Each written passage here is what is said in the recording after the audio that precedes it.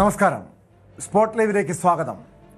കേരളത്തിൽ നിന്ന് മാത്രമല്ല, രാജ്യത്തിന്റെ തന്നെ വിവിധ ഭാഗങ്ങളിൽ നിന്ന് പഠിക്കാനും ജോലി ചെയ്യാനും നിരവധി പെൺകുട്ടികൾ വന്നു താമസിക്കുന്ന നഗരമാണ് കൊച്ചി. അവിടെ ഇന്ന് പുലർച്ചെ നാടിനെ ഞെട്ടിച്ചൊരു സംഭവം. ജോലി കഴിഞ്ഞ് താമസ സ്ഥലത്തേക്ക് പോവുകയായിരുന്ന പെൺകുട്ടികൾക്ക് നേരെയുണ്ടായ ക്രൂരമർദ്ദനം. ആ ദൃശ്യങ്ങളാണ് ഇപ്പോൾ കണ്ടത്. ലൈംഗിക ചുവയുള്ള കമന്റ് അടിച്ചത് ചോദ്യം ചെയ്ത പെൺകുട്ടികളെ 2 സ്ത്രീകളടങ്ങുന്ന 8-അംഗ സംഘം വഴിയിലിട്ട് ക്രൂരമായി മർദ്ദിക്കുകയായിരുന്നു. നിലത്ത് വീണ പെൺകുട്ടികളിൽ ഒരാളുടെ നെഞ്ചിൽ ചവിട്ടേറ്റു. ഇവരെ ഗുരുതര പരിക്കുകളോടെ ആശുപത്രിയിൽ പ്രവേശിപ്പിച്ചിരിക്കുകയാണ്. സംഭവത്തിൽ ഉച്ചയോടെ 3 പ്രതികളെ അറസ്റ്റ് ചെയ്തു. പെൺകുട്ടികളെ മർദ്ദിച്ച ശേഷം പരിഭ്രാന്തരായ സംഘം വേഗത്തിൽ നടന്നു പോകുന്ന ദൃശ്യങ്ങളും പുറത്തു വന്നിട്ടുണ്ട്.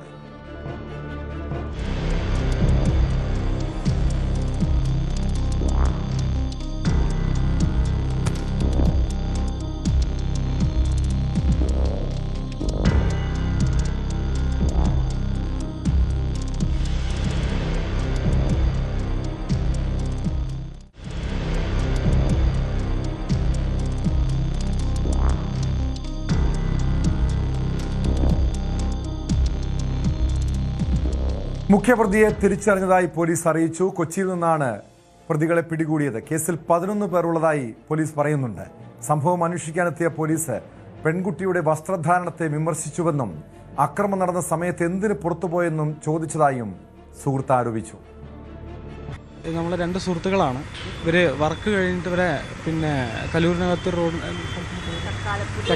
പുതിയ റോഡ് ചക്കാലപ്പുറം പടം നിറഞ്ഞ റോഡിനകത്ത് ഇവരങ്ങോട്ട് വരുമായിരുന്നു. റൂമിലോട്ട് പോകുമായിരുന്നു. 2 സുഹൃത്തുക്കളാണ്, 2 വനിതാ സുഹൃത്തുക്കളാണ്. അപ്പോൾ റൂമിലോട്ട് പോകുന്ന സമയത്ത് ഒരു 8ഓളം വരുന്ന സംഘം അവിടെ പോകുന്ന വഴിയിൽ അവിടെ തങ്ങി നിന്നവരെ ഒരു സെക്ഷലി ഒരു കമൻ്റ് അടിക്കുകയും അങ്ങനെ അതിനകത്ത് 6 ആൺകുട്ടികളും 2 സ്ത്രീകളാണ് അതിനകത്ത് ഉണ്ടായിട്ടുണ്ട്. സെക്ഷലി ഇങ്ങനെ കമൻ്റ് അടിക്കുകയും ഈ കാര്യങ്ങളൊക്കെ ചെയ്ത് അവരെ അവിടെ തടഞ്ഞു നിർത്തി ഒരു സംഘം ചേർന്ന് ആക്രമിക്കുന്ന നിലയാണ് ഉണ്ടായിട്ടുള്ളത്. അതിനകത്ത് ഈ ഒരു കുട്ടിയുടെ മുടി പിടിച്ച് ഒരു വീഡിയോ എടുക്കുന്ന സമയത്ത് ഒരു പെട്ടെന്ന് ഇങ്ങനെ ഒരു സെക്ഷലി സാധനങ്ങളൊക്കെ പറയുന്ന സമയത്ത് വീഡിയോ ഷൂട്ട് ചെയ്യാൻ വേണ്ടി നോക്കുന്ന സമയത്ത് ഫോണ് പിടിച്ചിട്ട് ഫോണ് മുഴുവനായിട്ടും നിലത്തെറിഞ്ഞ് 2-3 തവണ നിലത്തെറിഞ്ഞ് മുഴുവനായിട്ടും ഫോണ് തകർന്നു പോയി. ഫോണ് പൂർണ്ണമായിട്ട് നഷ്ടപ്പെട്ടു. അങ്ങനെ പിന്നെ അത് കുട്ടിയുടെ കൈ പിടിച്ച് തിരിച്ചിട്ടാണ് ഫോണ് കൈക്കലാക്കുന്നത്. എന്നിട്ട് പിന്നെ കുട്ടിയെ മുടി പിടിച്ചിട്ട് റോഡിലേക്ക് അടിച്ചു, മുടി പിടിച്ചിട്ട് റോഡ് കൂടെ വലിച്ചു. പിന്നെ ഇതിനകത്ത് നമ്മൾ ഹോസ്പിറ്റലിൽ പോയ സമയത്ത് കാണിക്കാൻ വേണ്ടി പിന്നെ കുട്ടിയുടെ ഡ്രസ്സ് വലിച്ചു കയറാൻ വേണ്ടി ശ്രമിച്ചു. ഇവിടെ കഴുത്തിന് താഴെയും ചെസ്റ്റിന് മേലെയായിട്ട് ഇവിടെ ഇങ്ങനെ ഈ ആക്രമിച്ചതിൻ്റെ നഖത്തിൻ്റെ പാടും മറ്റു കാര്യങ്ങളൊക്കെ ഉണ്ട്. അപ്പോൾ ആകെ നഗരത്തിനകത്ത് ഇത്തരത്തിലൊരു സ്ത്രീകൾക്ക് സുരക്ഷ ഇല്ലാന്നുള്ളതിൻ്റെ ഏറ്റവും വലിയൊരു ഉദാഹരണമാണ്, ഏറ്റവും അവസാനത്തെ ഉദാഹരണം കാണാൻ വേണ്ടി പറ്റിയിട്ടുള്ളത്. അപ്പോൾ നമ്മളിത് കഴിഞ്ഞ് ഇത്രയും വലിയൊരു അപകടം ഇതിനകത്ത് ഉണ്ടായിട്ട് പോലും നമ്മൾ ഹോസ്പിറ്റലിനകത്തേക്ക് പോയി. ആദ്യം ഹോസ്പിറ്റലിനകത്ത് ഇവിടെ എറണാകുളം ജനറൽ ഹോസ്പിറ്റലിനകത്താണ് പോകുന്നത്. ജനറൽ ഹോസ്പിറ്റലിനകത്ത് എത്തി അവിടെ പ്രാഥമിക ശുശ്രൂഷകൾ ചെയ്ത സമയത്ത് അവിടെ പോലീസ് ഉദ്യോഗസ്ഥൻ അങ്ങോട്ട് വരുന്നുണ്ടായി. എൻക്വയറി എടുക്കാൻ വേണ്ടി വരുന്ന സമയത്ത് ഒരു പോലീസ് ഉദ്യോഗസ്ഥൻ്റെ ഭാഗത്ത് ഉണ്ടായിട്ടുള്ളൊരു ചോദ്യം എങ്ങനെയാണ്, നിങ്ങൾ എന്തിനാണ് 4 മണിക്ക് ഈ ഒരു 4:30ക്കാണ് ഈ ഇൻസിഡൻറ്റ് നടക്കുന്നത്, 4:30ക്ക് എന്തിനാണ് നിങ്ങൾ ഇത് ചെയ്യാൻ വേണ്ടി അങ്ങോട്ട് ഈ ഒരു വഴിക്ക് പോകുന്നത്, അല്ലെങ്കിൽ നിങ്ങൾ ഇട്ട ഈ ഡ്രസ്സാണ് ഇട്ടത്, എങ്ങനെ ഇത്രയും ഒരു ഇതിൽ നിൽക്കുന്ന ഇത്രയും ഒരു ബുദ്ധിമുട്ട് അനുഭവിച്ചൊരു കുട്ടിയോട് ചോദിക്കുക, പിന്നെ ഇങ്ങനെ ചോദിക്കുന്നു വന്നിട്ട് ഇങ്ങനെ ഈ ഒരു ഡ്രസ്സാണ് ഇട്ടത്, പിന്നെ 4:30ക്ക് എന്തിനാണ് പോകുന്നത്, ഇത്തരത്തിലുള്ള ചോദ്യങ്ങളൊക്കെ ചോദിക്കുക. അപ്പോൾ അത് ഒരു ഗുരുതരമായിട്ടുള്ളൊരു വീഴ്ച എന്നുള്ള വിവരങ്ങളുമായി കൊച്ചിയിൽ നിന്ന് നവമി ദിനേശ് ചേരുന്നുണ്ട്. നവമി, നമ്മൾ മാധ്യമ പ്രവർത്തകരടക്കം അതോടൊപ്പം IT മേഖലകളിൽ ജോലി ചെയ്യുന്നവരുൾപ്പെടെ രാത്രി സമയങ്ങളിലും പുലർച്ചെയൊക്കെ ജോലി കഴിഞ്ഞ് വീട്ടിലേക്ക് മടങ്ങിപ്പോകുന്നവരാണ്, താമസ സ്ഥലത്തേക്ക് പോകുന്നവരാണ്. സ്വാഭാവികമായും കൊച്ചി അറിയാം, കൊച്ചി നൈറ്റ് ലൈഫൊക്കെ ആസ്വദിക്കുന്ന ആളുകളാണ്. അങ്ങനെ ഒരു നഗരത്തിലാണ് ഈ രീതിയിലൊരു അതിക്രമം 2 പെൺകുട്ടികൾക്ക് നേരെ ഉണ്ടാകുന്നത്. അത് യുവതികളടങ്ങുന്ന സംഘം അവരെ ആക്രമിക്കുന്നു. യഥാർത്ഥത്തിൽ എന്താണ് സംഭവിച്ചത്? ഈ കേസിൽ എത്ര പ്രതികളാണുള്ളത്?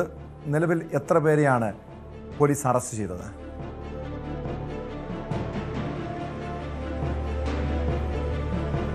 പുലർച്ചെ 4 മണിയോടുകൂടിയാണ് ഈ സംഭവം ഉണ്ടായത്. 2 പെൺകുട്ടികൾ, 20ഉം 21 വയസ്സും പ്രായമായിട്ടുള്ള 2 പെൺകുട്ടികൾ, അവർ ഈ പാർട്ട് ടൈം ജോലി ചെയ്യുന്നുണ്ട്, അതോടൊപ്പം തന്നെ പഠിക്കുകയും ചെയ്യുന്ന കുട്ടികളാണ്. ഇവർ പഠനം പൂർത്തിയാക്കി, ഇന്നലെ രാത്രി അവരുടെ പാർട്ട് ടൈം ജോലി പൂർത്തിയാക്കി ഇന്ന് പുലർച്ചെ 4:30 സമയത്തോടുകൂടി അവരുടെ ഹോസ്റ്റലിലേക്ക് പോവുകയായിരുന്നു. കലൂർ ഭാഗത്താണ് അവരുടെ ഹോസ്റ്റൽ. ആ പോകുന്ന വഴിയിൽ വെച്ചാണ് ഒരു 10 പേരടങ്ങുന്ന സംഘം, അതിൽ 2 പെൺകുട്ടികളുമുണ്ട്, ആ 10 പേരടങ്ങുന്ന സംഘം ഈ പെൺകുട്ടികളോട് അതിലൊരു യുവാവ് വളരെ മോശമായിട്ടുള്ള ഒരു കമന്റ് ഈ പെൺകുട്ടിയെ പറയുന്നു.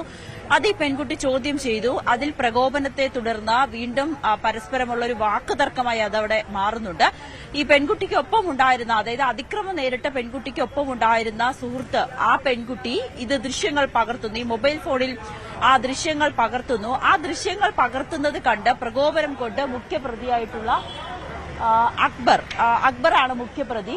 അക്ബർ ഈ ടോം, ഞാനിപ്പോൾ നിൽക്കുന്നത് പോലീസ് സ്റ്റേഷനിലുള്ളിലാണ്. അവിടെ പ്രതികളുടെ ദൃശ്യങ്ങൾ പകർത്തുന്നതിന് വേണ്ടി മാധ്യമപ്രവർത്തകർ ക്യാമറമാനോട് അകത്തേക്ക് കടക്കാൻ ആവശ്യപ്പെട്ടിരിക്കുകയാണ്. എന്നാലും നമുക്ക് ഉടനെ തന്നെ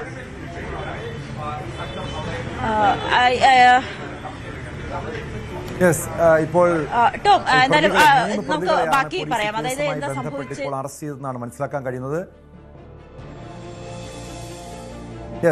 നവമി തുടരാം.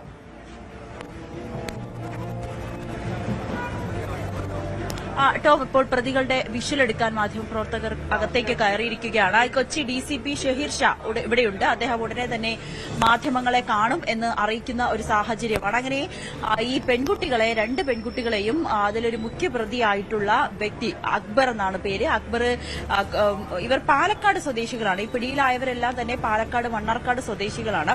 ഇതിൽ മുഖ്യപ്രതി അക്ബറാണ് നമ്മൾ ആ ദൃശ്യങ്ങൾ കാണുന്നത് പോലെ ആ പെൺകുട്ടിക്ക് നേരെ അതിക്രമം നടത്തിയത്, പെൺകുട്ടിയെ ആക്രമിച്ചത്. ആദ്യം ആ മൊബൈൽ ഫോൺ പിടിച്ചു പറിക്കുകയും പിന്നീട് ഒപ്പമുണ്ടായിരുന്ന പെൺകുട്ടിയെ തള്ളി തറയിലിട്ട് ആ കുട്ടിയുടെ വയറ്റിലും നെഞ്ചത്തിലുമൊക്കെ ചവിട്ടുന്നത് നമുക്ക് കൃത്യമായി തന്നെ ആ ദൃശ്യങ്ങൾ കാണാം. പെൺകുട്ടികൾ നിലവിളിക്കുന്നത് കേട്ട് ഈ പ്രതികളെല്ലാവരും ഓടി, പലയിടങ്ങളിലേക്കായി ഓടി രക്ഷപ്പെടുകയായിരുന്നു. അതിന്റെ CCTV ദൃശ്യങ്ങളും പോലീസ് കണ്ടെത്തിയിട്ടുണ്ട്. പിന്നീട് നടത്തിയ പരിശോധനയിലാണ് 3 പേരെ പിടികൂടിയത്.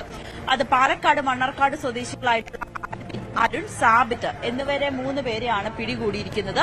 ഈ 3 പേരും കൊച്ചിയിലെ ഹോട്ടൽ ജീവനക്കാരാണ്. അതായത് ഈ അക്ബർ, മുഖ്യപ്രതിയായിട്ടുള്ള അക്ബർ നടത്തുന്ന ഹോട്ടലിലെ ജീവനക്കാരാണ് ഈ പിടിയിലായ 3 പ്രതികളും. അക്ബർ ഹോട്ടൽ ഉടമയാണ്. ടോം, ഇപ്പോൾ കൊച്ചി DCP ഷഹീർ ഷാ മാധ്യമങ്ങളെ കാണുന്നുണ്ട്. അദ്ദേഹം തന്നെ ഇതിന്റെ കൂടുതൽ കാര്യങ്ങൾ വിശദീകരിക്കും. എത്ര പ്രതികളെയാണ് പിടികൂടിയത്, ഇനി ബാക്കി പിടികൂടാനുള്ള പ്രതികളെ കണ്ടെത്തിയിട്ടുണ്ടോ, അവരെ ഉടനെ തന്നെ പിടികൂടുമോ, അതോടൊപ്പം തന്നെ മറ്റൊരു ഈ പെൺകുട്ടികൾ എന്ത് പറഞ്ഞാൽ, എന്ത് പ്രകോപനത്തെ തുടർന്നാണ് ഇത്രയും വലിയൊരു അതിക്രമം ഉണ്ടായത് എന്നുകൂടി നമുക്കറിയാം. അദ്ദേഹത്തിന്റെ പ്രതികരണം.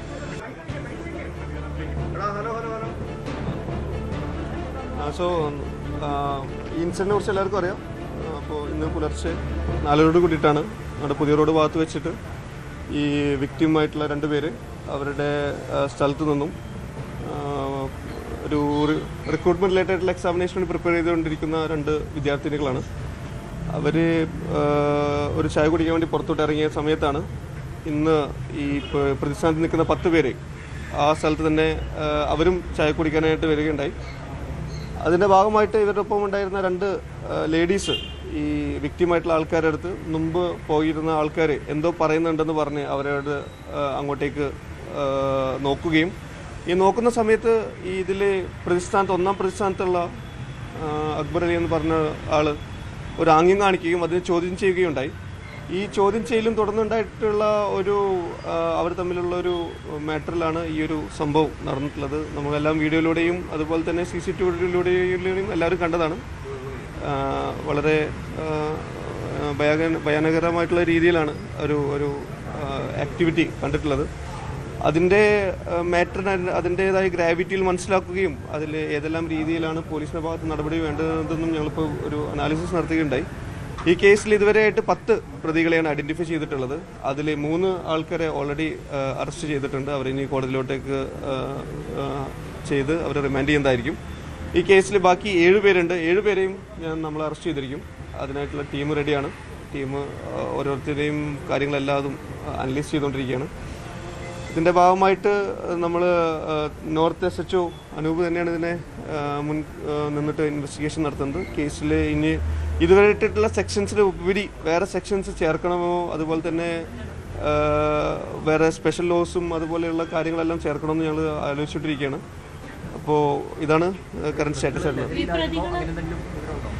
ലഹരിയായിട്ടുള്ള സ്റ്റാറ്റസ് ഒന്നുമില്ല. പക്ഷേ ഇതിൽ ഒന്നാം പ്രതിയായിട്ടുള്ള അക്ബർ അലി എന്ന ആളുടെ ബിസിനസ് ഡീലിങ്സിനെ കുറിച്ചിട്ട് നമുക്ക് വളരെയധികം ഡൗട്ട്ഫുൾ ആയിട്ടുള്ള ഒരു ആക്ട് വന്നിട്ടുള്ളത്. നമ്മൾ അതിന് തുടർ നടപടികളായിട്ട് സ്വീകരിച്ചുകൊണ്ടിരിക്കുക. നമുക്ക് ഒരു കുറച്ച് ഇൻഫർമേഷൻ കിട്ടിയിട്ടുണ്ട്. അതും കുറച്ച് ഡിസ്റ്റർബിംഗ് ആയിട്ടുള്ള ഇൻഫർമേഷൻസ് ആണ്. അപ്പോൾ നമ്മൾ തുടർ നടപടികളായിട്ട് പോവുകയാണ്. അത് മുമ്പ് കേസുള്ള ഒരു വ്യക്തിയാണ്. ഇപ്പൊ നടത്തിക്കൊണ്ടിരിക്കുന്ന കാര്യങ്ങളിലും നമുക്ക് കുറച്ച് കാര്യങ്ങൾ നോക്കി ചെയ്യാനുള്ളത്. അതെല്ലാം ലെറ്റ് ഇറ്റ് ബി. അതെല്ലാം പറയാം. ഇപ്പോ പഴയ സെക്ഷൻ 354, 54A, 54B തുടങ്ങിയിട്ടുള്ള സെക്ഷൻസ് ആണ് ഇട്ടിട്ടുള്ളത്. കൂടുതലായിട്ടുള്ള ശിക്ഷയായിരുന്ന സെക്ഷനിലോട്ടേക്ക് നമ്മൾ ഇടാനാണ് തീരുമാനിച്ചത്.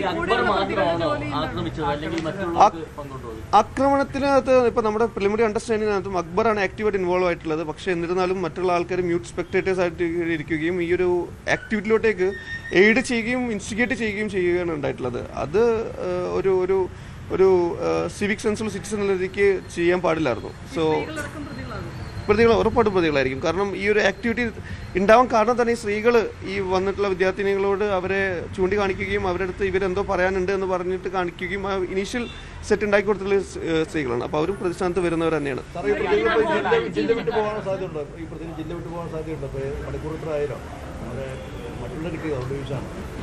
നമ്മൾ വല വിരിച്ചിട്ടുണ്ട്. ഇല്ല, അവർക്ക് യാതൊരു പരിചയമില്ല. ഇപ്പോൾ ഇതിനകത്ത് പ്രതികളായിട്ടുള്ളവരെല്ലാവരും യാദൃശ്ചികമായിട്ട് ഇവിടെ എത്തിയിട്ടുള്ളവരാണ്. ഇപ്പോൾ അതിനകത്ത് എത്തിയിട്ടുള്ള മണ്ണാർക്കാട് സ്വദേശികളായിട്ടുള്ള 5 പേര് ഈ അക്ബറിന്റെ കടയിൽ തന്നെ താമസിക്കുന്ന ഒരാളെ ഇവിടെ കൊണ്ടാക്കാൻ വേണ്ടി വന്നിട്ടുള്ളവരാണ്. അപ്പോൾ പ്രതികളും അതുപോലെ തന്നെ വിക്ടിം തമ്മിൽ പ്രിയർ ഒരു ഒരു ഒരു റിലേഷനോ അല്ലെങ്കിൽ ഒരു ബന്ധമോ ഒന്നുമില്ല. വളരെ യാദൃശ്ചികമായിട്ട് നടന്നിട്ടുള്ളൊരു ഇവൻ്റാണ്. അപ്പോൾ ആ ഒരു മൊമെന്റിൽ നടന്നിട്ടുള്ള ഒരു കാര്യമാണ്. നമ്മളെല്ലാം വെരിഫൈ ചെയ്തോണ്ടിരിക്കണല്ലോ. നമ്മൾ വെരിഫൈ വെരിഫൈ ചെയ്യണമല്ലോ. അതില് പിടിച്ചതിൽ 2 പേര് ഹോട്ടൽ ജീവനക്കാരാണ്. പിന്നെ ഹോട്ടൽ ജീവനക്കാരുടെ ഫ്രണ്ട്സ് ഉണ്ട്. അതുപോലെ തന്നെ അക്ബറുമായിട്ട് ബന്ധപ്പെട്ടിട്ടുള്ള 2 ലേഡീസ്. അക്ബറിന്റെ ഹോട്ടൽ ജീവനക്കാരാണ്.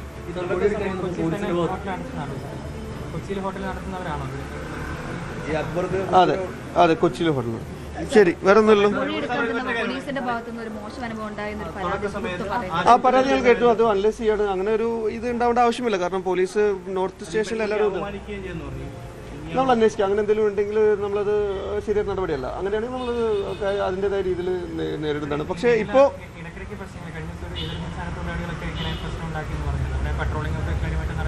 കാര്യമായിട്ട് എക്സാക്ട്ലി കൊച്ചി എന്ന് പറയുന്നത് സ്ത്രീ സുരക്ഷയുമായി ബന്ധപ്പെട്ടിട്ട് വളരെയധികം ഇമ്പോർട്ടൻ്റ് ഉള്ള സ്ഥലമാണ്. അപ്പോൾ ഇവിടെ പോലീസിനെ സംബന്ധിച്ചിടത്തോളം കൂടുതലായിട്ട് പെട്രോളിംഗ്, കൂടുതലായിട്ടുള്ള നൈറ്റ് പെട്രോളിംഗ്, കൂടുതലായിട്ടുള്ള vehicle patrolling, vehicle check, border checking എല്ലാം വളരെ ശക്തമായിട്ട് നടത്തുന്ന സ്ഥലം കൂടിയാണ്.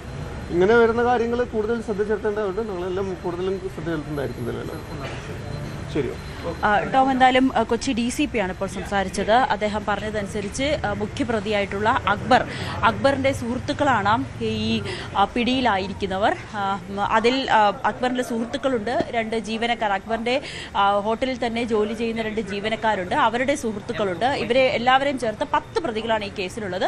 ഒപ്പം ഇവരുടെ തന്നെ സുഹൃത്തുക്കളായിട്ടുള്ള 2 പെൺകുട്ടികൾ. ഈ പെൺകുട്ടികൾ ആദ്യം പറഞ്ഞത് പ്രകാരം, അതായത് പെൺകുട്ടികൾ ആദ്യം ഈ നടന്നു വന്നത് അതിക്രമത്തിനിരയായ പെൺകുട്ടികളോട് ഇവർക്ക് എന്തോ പറയാനുണ്ടെന്ന തരത്തിലുള്ള സംസാരിക്കുന്നു. പിന്നീട് മുഖ്യപ്രതിയായിട്ടുള്ള അക്ബർ ഈ പെൺകുട്ടികളോട് എന്തോ അശ്ലീലാംഗ്യം കാണിക്കുന്നു. പിന്നീടാണ് ഇത് ചോദ്യം ചെയ്തതോടുകൂടിയാണ് അവിടെ വലിയൊരു വാക്കുതർക്കം ഉണ്ടാകുന്നതും CCTV ദൃശ്യങ്ങളിലൊക്കെ അതിൽ വ്യക്തമാകുന്നത്. എന്തായാലും മുഖ്യപ്രതിയായിട്ടുള്ള അക്ബറിന് ക്രിമിനൽ പശ്ചാത്തലം ഉണ്ടെന്നാണ് അന്വേഷണ സംഘം വ്യക്തമാക്കുന്നത്.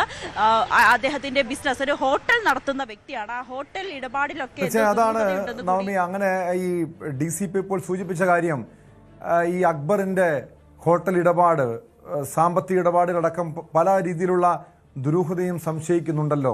അങ്ങനെ ഒരു ക്രിമിനൽ പശ്ചാത്തലം മാത്രമല്ല, പല വഴിവിട്ട ഇടപാടുകളും ഇയാൾ ചെയ്യുന്നുണ്ട് എന്ന രീതിയിലുള്ളൊരു ചില സൂചനകളാണ് പോലീസ് നൽകുന്നതെന്നാണ് ഞാൻ മനസ്സിലാക്കുന്നത്. എന്താണ് അയാളുടെ ഒരു പശ്ചാത്തലം, ഈ അക്ബറിന്റെ ഒരു പശ്ചാത്തലം എന്താണ്? മാത്രമല്ല ഈ പുലർച്ചെ വരെയും ഇവിടെ ഹോട്ടൽ അവിടെ പ്രവർത്തിക്കുന്നുണ്ട്. അങ്ങനെ അവിടുത്തെ ജീവനക്കാരും ഈ അക്ബറും ഉൾപ്പെടുന്ന സംഘമാണ് ഈ പെൺകുട്ടികൾക്ക് നേരെ മോശമായ, അതായത് ലൈംഗിക ചുവയോടെ അവർ സംസാരിക്കുന്നത്. അതിനുശേഷം ഈ രീതിയിൽ ആക്രമണം നടത്തുന്നത് യഥാർത്ഥത്തിൽ ഒരു ഗുണ്ടാ സംഘങ്ങൾ ചെയ്യുന്നതിനേക്കാൾ ക്രൂരമായിട്ടുള്ളൊരു രീതിയല്ലേ, ഒരു പെരുമാറ്റമല്ലേ ഇവരുടെ ഭാഗത്തുനിന്നുണ്ടായതും?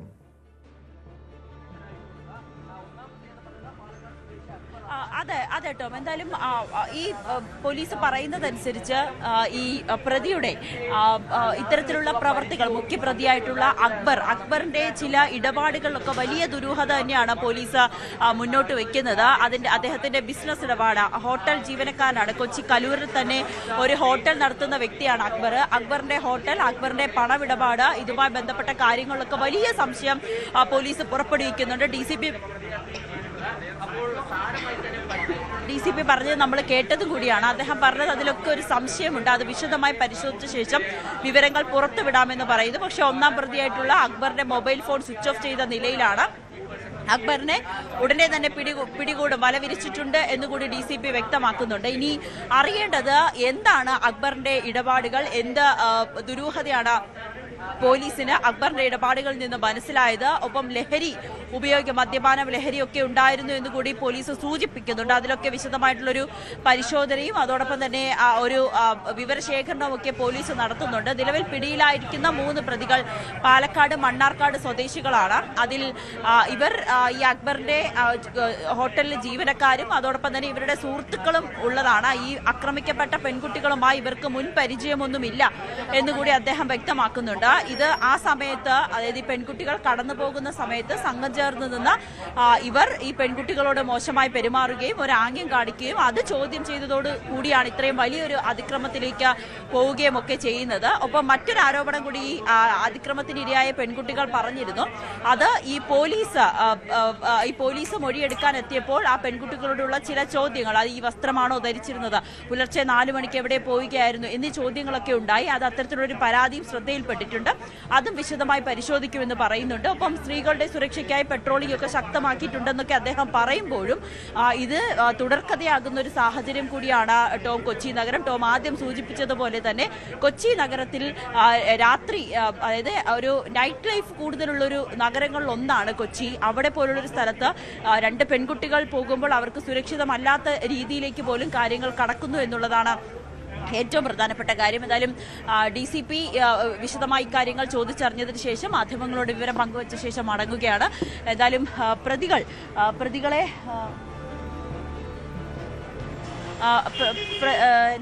പ്രതികൾ നമുക്ക് ആ ദൃശ്യങ്ങൾ കാണാം. മുഖം മറച്ച് നിൽക്കുന്നതാണ് പ്രതികളുടെ ദൃശ്യം നമുക്ക് വ്യക്തമായി കാണാം. അവർ മുഖം മറച്ചിരിക്കുകയാണ്. ഏകദേശം 20-25 വയസ്സ് പ്രായം മാത്രമുള്ള യുവാക്കളാണ്. അവർക്കൊപ്പം 2 പെൺകുട്ടികളും ഉണ്ടായിരുന്നു എന്നുള്ളതാണ് ഏറെ വിഷമിപ്പിക്കുന്ന കാര്യം ടോം. കാരണം അവരാണ് ആദ്യം ഈ ഒരു ഇത്രയും വലിയൊരു ആക്രമണത്തിന് തുടക്കം കുറിച്ചതെന്ന് കൂടി DCP പറയുന്നു. ആ പെൺകുട്ടികളാണ് ഇരയാക്കപ്പെട്ട പെൺകുട്ടികളെ വിളിച്ചു നിർത്തുകയും പിന്നീട് ഇത്തരത്തിലുള്ള സംഭവങ്ങളിലേക്ക് നയിച്ച കാര്യങ്ങളൊക്കെ ഉണ്ടാകുകയും ചെയ്തത്. പിന്നീട് പോലീസ് എത്തി.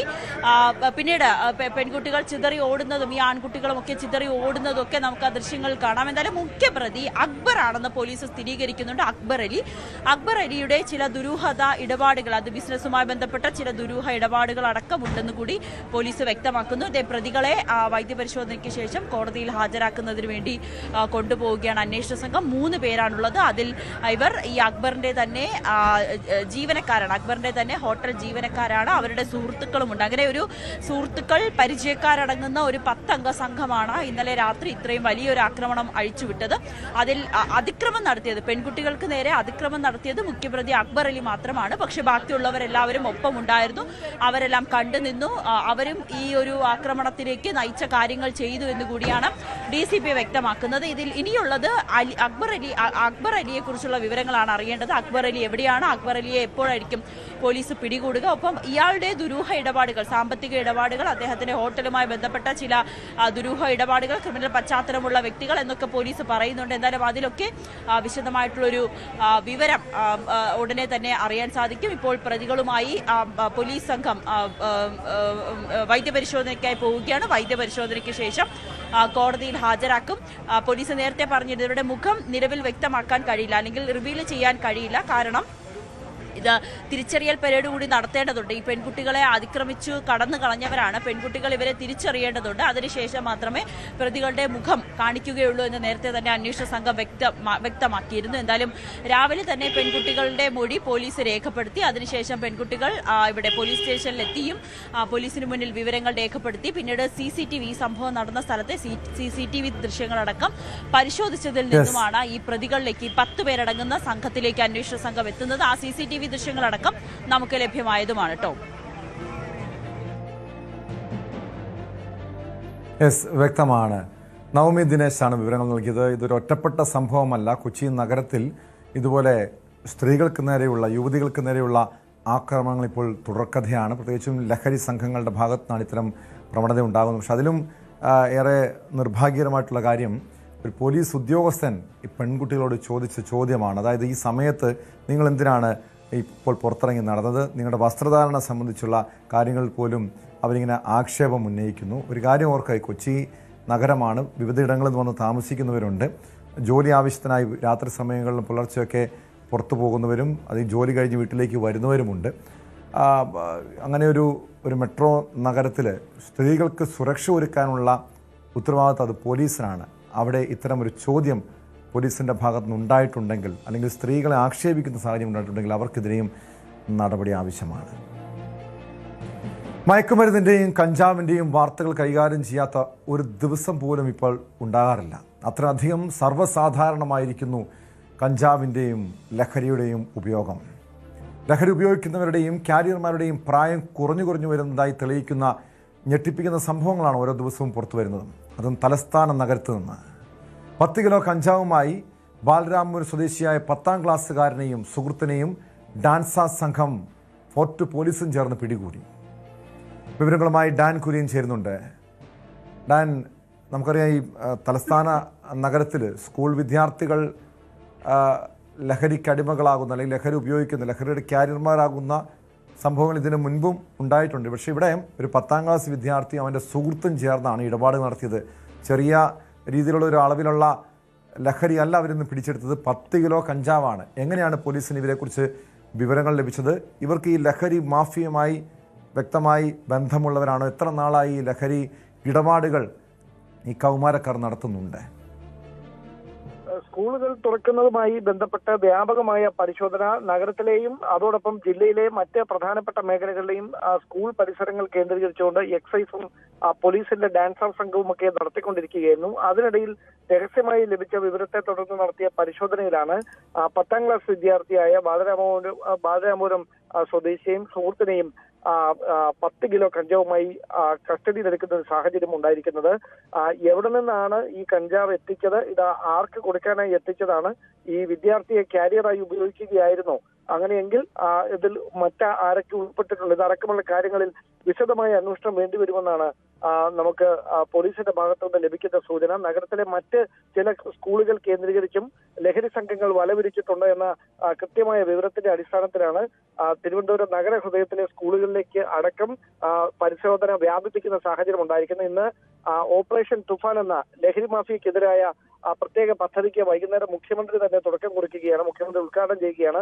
ആഭ്യന്തര വകുപ്പ് നേതൃത്വം നൽകുന്ന പദ്ധതിയിൽ ആരോഗ്യ വകുപ്പും വിദ്യാഭ്യാസ വകുപ്പും ഒക്കെ സംയുക്തമായാണ് നഗരത്തിൽ, പ്രത്യേകിച്ച് തിരുവനന്തപുരത്ത് വർദ്ധിച്ചു വരുന്ന ലഹരി മാഫിയയുടെ വേരറക്കുക എന്ന ലക്ഷ്യത്തോടെ സംസ്ഥാന വ്യാപകമായ ഒരു പദ്ധതിക്ക് തുടക്കമിടുന്നത്. എന്തായാലും കഴിഞ്ഞ 2-3 ദിവസമായി സമാനമായ തരത്തിൽ വിവിധ ഇടങ്ങളിൽ പരിശോധന നടന്നുകൊണ്ടിരിക്കുകയാണ്. ആ പരിശോധനകൾക്കിടയിൽ ഇന്നലെ ഈഞ്ചക്കലിൽ നിന്നും 10 കിലോ കഞ്ചാവ് വഞ്ചൂർ പോലീസ് പിടിച്ചെടുത്തിരുന്നു.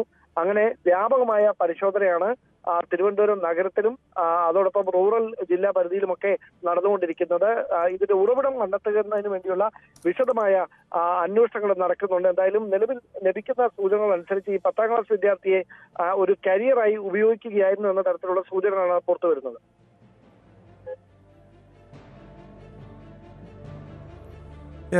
അങ്ങനെയെങ്കിൽ ഈ വരും ദിവസങ്ങളിൽ കൂടുതൽ പരിശോധനകൾ ആവശ്യമല്ലേ? പ്രത്യേകിച്ചും സ്കൂളുകൾ കേന്ദ്രീകരിച്ചൊരു ബോധവൽക്കരണം മാത്രമല്ല, ഇവിടെ കർശനമായ ഇടപെടലുകൾ ആവശ്യമാണ്. പ്രത്യേകിച്ചും ഈ സ്കൂൾ വിദ്യാർത്ഥികളെ ലക്ഷ്യമിട്ടാണ് ഈ ലഹരി മാഫിയയുടെ പ്രവർത്തനം. ഈ ഓപ്പറേഷൻ തുഫാനുമായി ബന്ധപ്പെട്ട് ഏത് രീതിയിലുള്ള ഇടപെടലുകളാണ് പോലീസിന്റെ ഭാഗത്ത് നിന്ന് ഇപ്പോൾ ഉണ്ടാകുന്നത്? തീർച്ചയായിട്ടും, അതായത് ഇത് പോലീസോ അല്ലെങ്കിൽ എക്സൈസോ മാത്രം വിചാരിച്ചാൽ അറക്കാൻ കഴിയുന്ന വേരുകളല്ല ലഹരി മാഫിയുടേത്. അതിനപ്പുറത്തേക്ക് അതിന് കൃത്യമായി വിദ്യാർത്ഥികൾക്കിടയിൽ തന്നെ ഈ കരിയർമാരെ സൃഷ്ടിച്ചുകൊണ്ടുള്ള തന്ത്രപരമായ തരത്തിലുള്ള വിപണനമാണ് ഈ ലഹരി മാഫിയകൾ നടത്തുന്നത്. അതുകൊണ്ട് തന്നെയാണ് സ്കൂളിലെ PTA-കളുടെ കാര്യക്ഷമമായ ഇടപെടൽ കൂടി, അധ്യാപകരുടെയും PTA അധികൃതരുടെയും ഒക്കെ കാര്യക്ഷമമായ ഇടപെടൽ കൂടി പോലീസും എക്സൈസും പ്രതീക്ഷിക്കുന്നത്. അതായത് വിദ്യാർത്ഥികളിലെ പെട്ടെന്നുണ്ടാകുന്ന സ്വഭാവ വ്യത്യാസങ്ങൾ, വ്യതിയാനങ്ങൾ, അതോടൊപ്പം തന്നെ ഈ പെരുമാറ്റത്തിൽ വരുന്ന മാറ്റങ്ങൾ, കണ്ണ് ചുവന്നു വരുന്ന സാഹചര്യം, ഉറക്കമില്ലാത്ത സാഹചര്യം, ക്ലാസ്സിൽ തുടർച്ചയായി ക്ഷീണിതരായി കാണപ്പെടുന്ന സാഹചര്യം, ഇതൊക്കെ പ്രത്യേകമായി ജാഗ്രതയോടെ നോക്കിക്കാണേണ്ടത് ഒന്നാണ് എന്നാണ് പോലീസ് നൽകുന്ന സൂചന. അതായത് ഇപ്പോൾ ഈ കഞ്ചാവിനും മയക്കുമരുന്നിന്റെ സാധാരണയായി ലഭ്യമാകുന്ന മയക്കുമരുന്നിനും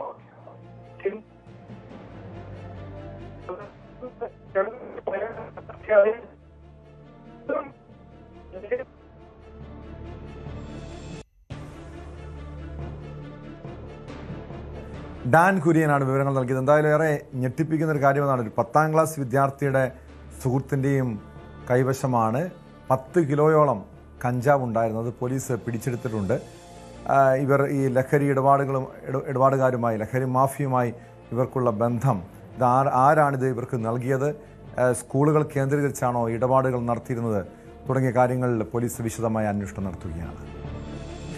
കണ്ണൂർ പിലാത്തറയിൽ രാവിലെ നടക്കാനിറങ്ങിയവർ കണ്ടത് തല്ലിത്തകർത്ത നിലയിൽ ദുരൂഹ സാഹചര്യത്തിലൊരു കാറിനുള്ളിൽ ഉണ്ടായിരുന്ന വസ്ത്രങ്ങളടക്കം വലിച്ച് പുറത്തെടുത്ത നിലയിലായിരുന്നു. കാറിനുള്ളിൽ രക്തക്കറയും കണ്ടെത്തിയതോടെ നാട്ടുകാർ പരിഭ്രാന്തിയിലായി. കാറിൻ്റെ ഉടമ തലശ്ശേരിയിൽ താമസിക്കുന്ന സ്വർണ്ണ വ്യാപാരിയായ അശോക് യശ്വന്താണെന്ന് പോലീസ് തിരിച്ചറിഞ്ഞിട്ടുണ്ട്. കാർ ഉടമകൾ മലയാളികളല്ലെന്നാണ് ലഭ്യമാകുന്ന വിവരങ്ങളുമായി KV ബൈജു ചേരുന്നുണ്ട്. ബൈജു, ആകെ ദുരൂഹതയാണ്. കാരണം ഒരു കാറ് തല്ലിത്തകർത്ത നിലയിൽ അവിടെ വസ്ത്രങ്ങളൊക്കെ പുറത്ത് കാണാം, രക്തക്കറയുണ്ട്. ഈ കാറിലുണ്ടായിരുന്നതിനെ കുറിച്ച് സൂചനയുണ്ടോ? എന്താണ് സംഭവിച്ചതെന്ന വിവരം പോലീസിന് ലഭ്യമായിട്ടുണ്ടോ?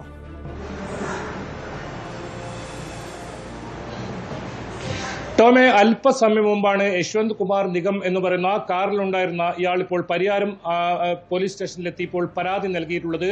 എന്തായാലും ടോം സൂചിപ്പിച്ചതുപോലെ തന്നെ വലിയ ആശങ്ക അല്ലെങ്കിൽ വലിയ പരിഭ്രാന്തി വരുത്തിയ ഒരു സംഭവമായി ഇത് മാറിയിരിക്കുകയാണ്. ഇപ്പോഴും ഇതിലൊരു ദുരൂഹത ഇപ്പോഴും നീങ്ങിയിട്ടില്ല. അതായത് ഇന്ന് പുലർച്ചെയാണ് ഇത്തരത്തിൽ പരിയാരം സർവീസ് റോഡിൽ ഈ കുടുംബം യാത്ര ചെയ്യുന്ന ഈ വാഹനം ഇത്തരത്തിൽ തട്ടിക്കൊണ്ടുപോവുകയും പിന്നീട് ആളൊഴിഞ്ഞ സ്ഥലത്ത് കൊണ്ടുപോയി ഈ കാറ് ഇത്തരത്തിൽ വലിയ തോതിൽ ഈ കാറിന്റെ ബോണറ്റും ഡിക്കും ഒക്കെ തുറന്ന നിലയിലായിരുന്നു. മാത്രമല്ല ഇതിനകത്തുണ്ടായിരുന്ന വസ്ത്രങ്ങളൊക്കെ വാരി വലിച്ച് പുറത്തിട്ട നിലയിലായിരുന്നു. അതോടൊപ്പം രക്തക്കറ കൂടി കണ്ടതോടെ വലിയ പരിഭ്രാന്തി വരുന്ന സാഹചര്യം ഉണ്ടായി. പിന്നീടാണ് ഇവർ പോലീസിൽ വിവരം അറിയിക്കുന്നത്. പരിയാരം പോലീസ് എത്തി വിശദമായ പരിശോധന നടത്തി.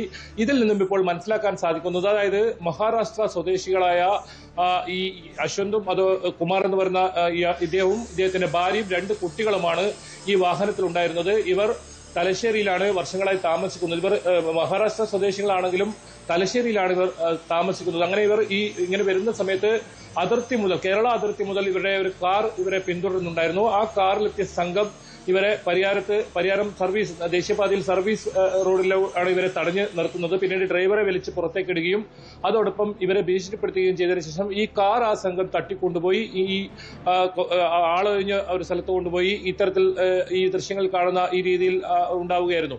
ഏതായാലും അവിടെ ഉണ്ടായിരുന്ന ഒരു സുരക്ഷാ ജീവനക്കാരനും അതുപോലെ തന്നെ പ്രഭാത സവാരിക്കിറങ്ങിയ ആളുകളുമാണ് ഈ വിവരം പോലീസിനെ അറിയിക്കുന്നത്. പിന്നീട് പോലീസ് വലിയ തോതിൽ അന്വേഷണം നടത്തി. ഒടുവിലാണ് ഈ വാഹനത്തിലുണ്ടായിരുന്ന 5 പേർ, അതായത് ഈ അശോകിനും കുടുംബാംഗങ്ങളും ആ വാഹനത്തിൽ ഉണ്ടായിരുന്നു എന്നാണല്ലോ പറയപ്പെടുന്നത്.